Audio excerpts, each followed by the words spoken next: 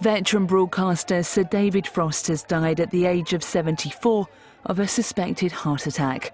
Sir David died on Saturday night on board the Queen Elizabeth cruise ship, where he was due to give a speech. Internationally, he will be remembered for his revealing interviews with former US President Richard Nixon. If I try and rob a bank and fail, that's no defence. I still tried to rob a bank. I did not have a corrupt motive. More than 50 years as a television star, Sir David's career spanned journalism, comedy writing and daytime presenting.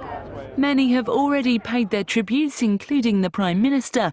My heart goes out to David Frost's family. He could be, and certainly was with me, both a friend and a fearsome interviewer. Sir David's family have released a statement saying they're devastated. A family funeral will be held in the near future, and details of a memorial service will be announced in due course.